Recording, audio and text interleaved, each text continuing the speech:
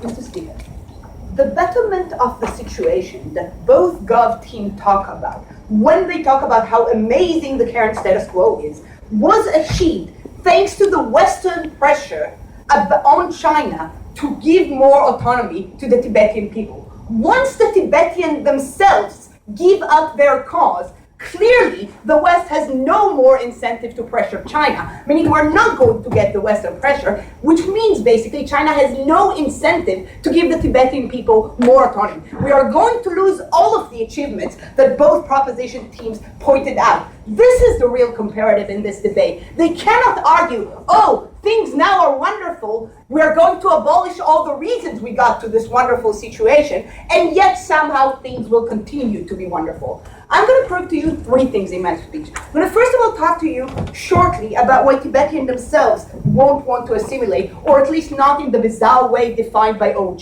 Then I'm going to show you why, because of that, China will still have a strong incentive to oppress them and not allow that assimilation. And lastly, why things are likely to be better. One thing should be clear though from the start. Our burden isn't to show that Tibet is going to be an independent state.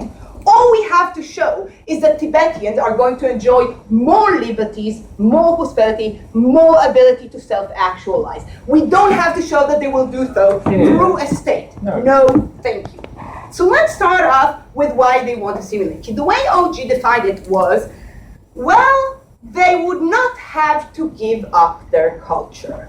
We won't explain you how exactly that works. This isn't a clarification, but somehow you can still be part of a religion that is not just a religion, but is also a political identity, where you view a certain person as your leader, which is not the Chinese leader, while you view your source of authority as not the Chinese state, and somehow follow China's rules.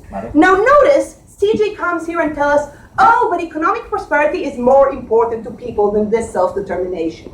People are burning themselves alive in order to preserve the religion. We tell you, this isn't just people committing suicide. This is people committing the most painful, excruciating way of dying in protest in order to preserve the most basic right, the right to their identity. We tell you, we have a two-way situation here. Either Tibetans will be oppressed under the regime, they will have to give up their identity, they will have to give up their culture. And since OG were so concerned of that, we think this is a problem for their case.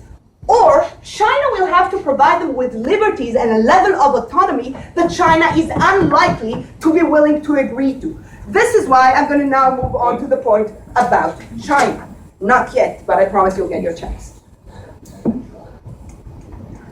So we think OO has done a lovely job in telling us exactly how they care about autonomy and things like that. What they fail to show you is that the reason why China is so centralist is precisely because there are so many minorities within China. Now notice that if Tibetans get the level of autonomy that OG wants to give them, this is a threat to China because now they will have pressure precisely from all of those minorities to get precisely this level of autonomy that they need.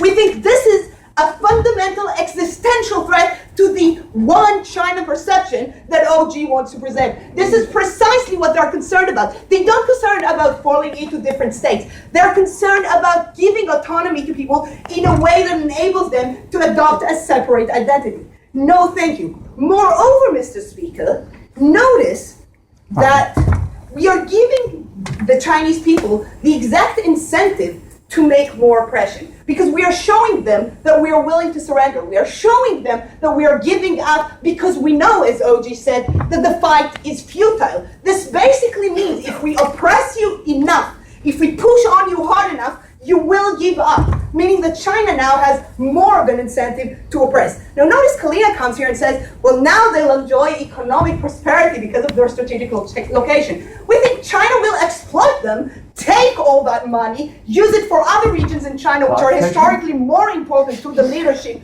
of China, and not actually support the Tibetan people. We think this is incredibly harmful to the Tibetan people. Go.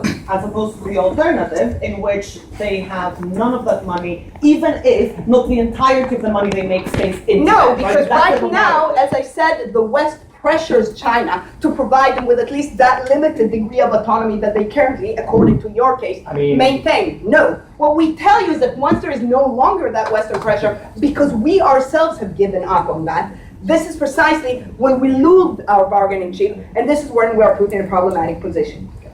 Now notice, Mr. Speaker, to the last bit of analysis about why things are likely to get better. As I said, our burden isn't to show a state. Now, what we tell you is that already in our framing, we showed you why even current trends only exist through that Western pressure. We've shown you that according to OG's own logic about the futility of our own struggle, once we lose the West, we have no chance of gaining any achievements, and we have shown you why we think that in all likelihood, when we give up our claim, it is unlikely that other countries are going to fight. But why do we think we actually do have a chance? OO has shown us reasons to believe this is likely because of social media and things like that. We have more reasons for that. Number one, in terms of the global aspect, we tell you that there is gradually a recognition of the importance of right of self-determination. We think that also in the level of statehood, for example, Kosovo or South Sudan, but we see that also in the level of more autonomy to minorities, for example, the Basques. Notice none of the nations I pointed out up till now has all those big allies and the international support and the international influence that also Tibet doesn't enjoy, but still people recognize the importance of those rights. And we think that is already in and of itself a reason to hope. But we also think that China now has more of an interest to liberalize towards the West. Why is that? Precisely because this is the time to be Chinese. We think that China's incentive structure has changed. We think that China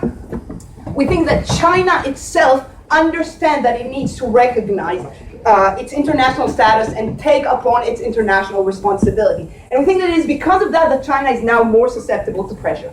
At the end of the day, Mr. Speaker, because Tibetan religion is not just a religion, but also a political identity, something which is antithetical to Chinese values, because China won't be able to allow them the degree of autonomy that OO want, and if they will, it will come at a huge price for China. We tell you that for all reasons, Tibetans are better consisting in the way they've done so far and not adopting this policy. Thank you very much. Debate for that side of the house. Here.